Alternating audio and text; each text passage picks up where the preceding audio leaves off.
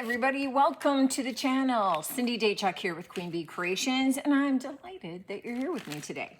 I was just finishing, all right, so I'm behind the times because this is February, but I took all the Christmas wreaths down at the beginning of January, but I left winter wreaths. And I know that it's kind of a slim distinction, but you know, anything that kind of screamed Christmas was gone. Anything that was just more snow and pine was there. It's gone now. No, that's not true. There's one remaining, but I don't have another wreath to put in its place. I put a bunch of my springtime wreaths in there, so it's looking nice and light and colorful in there, but I have one more spot. So I need one more wreath. What I decided to do was something that would be shaped a little bit different than the other wreaths that are in there. I mean, I have a heart-shaped one. I have some round ones. You know, I have one with twigs. So we're gonna do a frame. We're gonna take this old, it's just pallet wood cut into the shape of a frame, but you could use a legitimate frame. And so to start with, for me, I need to get this painted out. Now, because I want the florals to stand out, it's ultimately just gonna be kind of a distressed white. But to get there, because it's just raw wood, I'm gonna start with a stain. And what I have is a mixture of instant coffee and water. That's it. So coffee makes a great stain, and I know that I've done some videos using coffee as a stain before, but this is where you get to go. Now, how much coffee depends upon how dark of a stain you want. You can make this super strong, so you're just doing small coats, or you can make it a little bit weaker and then do multiple coats to be able to slowly get to the color you want. I am ultimately going to be painting this in beadboard, which is my favorite white from DIY. It's a clay-based paint. You can use the white of your choice. And then I will be doing some distressing. What I didn't want was to distress it back to just this plain kind of pine look. So what I will be doing then behind the scenes is applying, this smells like coffee, applying this stain to it, letting it dry and applying as many coats as I want with the let it dry in between each coat until I get to where I want it to be. If I get lazy, I could just mix this up stronger, but I had this mixed up already from staining another piece, and I needed it to be a little bit softer so that I could go a little slower with it so that I didn't overshoot my staining mark, as it were. So, you know, if you are trying to match a color or you're not too sure how dark you want to go, then start out weaker and just plan on adding more coats.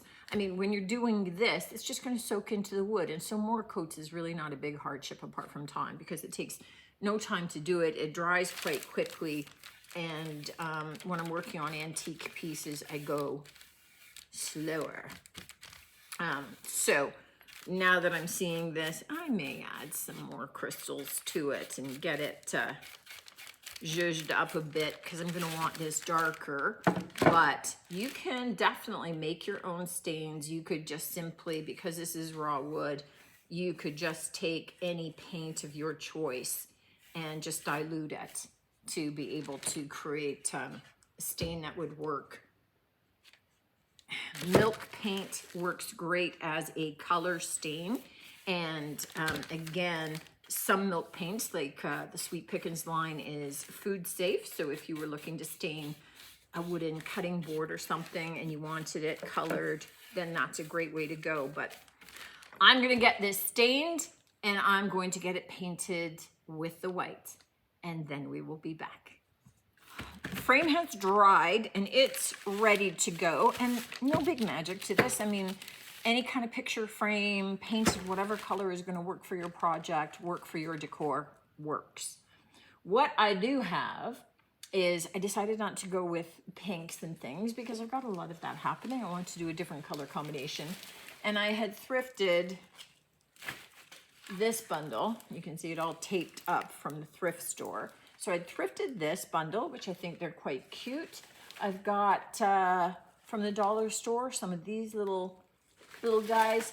And then I thought that I needed a drapey element, something that maybe hangs. And I have some of these. I don't know what these are. Is this wisteria? I don't know. Okay, I could be calling it that, and it looks nothing like it.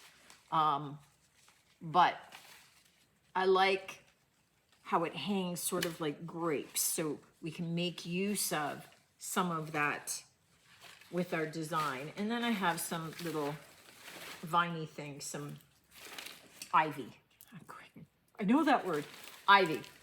So what I'm gonna do is get these cut apart and then come overhead so that we can kind of work on the layout together. Let's kind of work on the layout of that top corner. What I'm thinking is we need something up here and then probably something down in this corner that's a little off camera for you. So we'll get to that.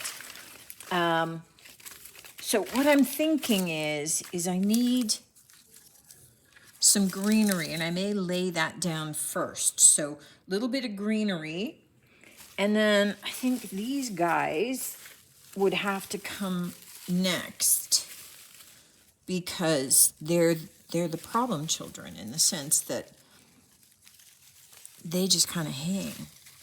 So if we were doing something sort of like that-ish, then these yellow flowers end up coming in up here in the corner, right? Okay, I'm not minding that, but it's looking a little barren out this way. So I'm going to need a little bit more greenery going along the top. These are going to be free hanging, so that could look kind of cute. And what we'll have to do down in this bottom corner that you can't see right yet is something similar. But so what I did was they had a couple of smaller blooms of these so that I can actually have those. Let me just shift you a little. So I can maybe have these guys hanging out a little bit more like this, right? So that I can fit those a little better. These all shift up, and then these come up along here. Okay, I'm going to worry about those after I deal with this and get this glued in place. And so what I need to do is actually apply it in those layers just like I had it, right? That this greenery has to go down first. And I can kind of tack it in some additional spots here so that it's not just hanging on by the one little place. Get a little more happening up over here. And then we want this guy tacked into place over there too. Kind of like that.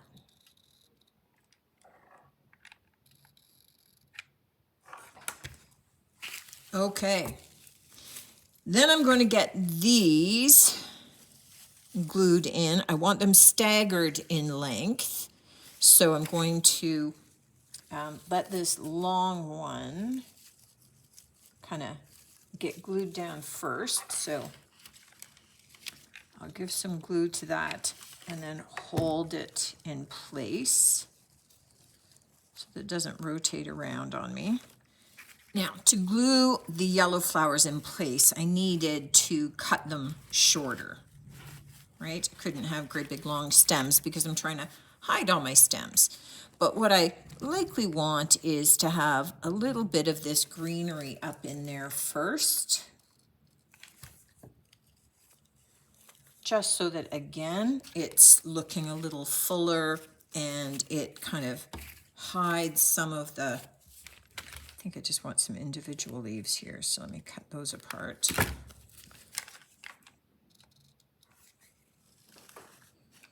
We just create a good backdrop for the additional flowers in there. Okay, this is my big one. Whoops. Picked up an elastic along the way. So I'm going to nestle that in there. So you see how those leaves just kind of filter it in well. I'm going to tuck one coming up that way. And what about you? Maybe coming down there. Okay, that wasn't planned. I'm kind of liking that down in there.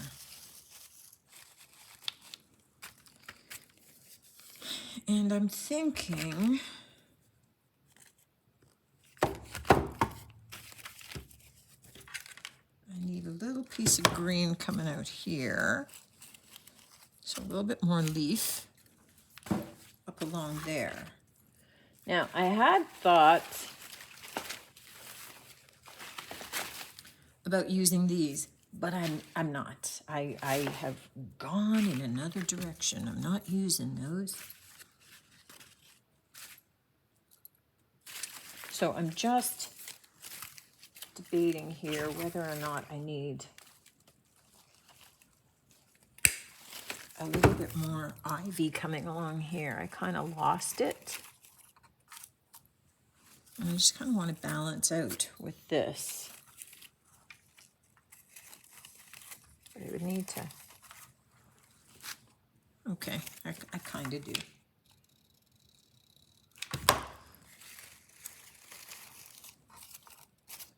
Just kind of tucking like that.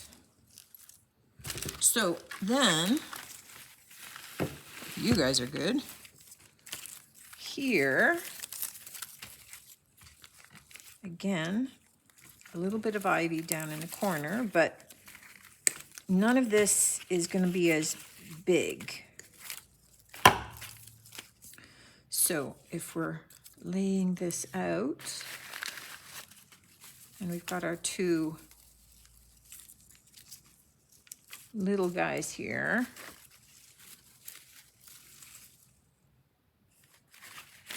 Then we're maybe just doing two little flowers down here, two little yellow guys, and then a little bit of greenery. Let's take a look at this. Okay. So I think this one needs to get tacked.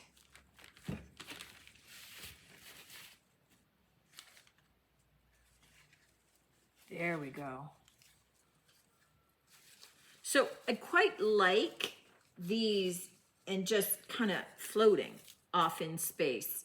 I had a little bit more vine coming down just to fill in some of that white space a little bit and to kind of tie them in together. I'm going to attach a little bit of hanging hardware onto the back.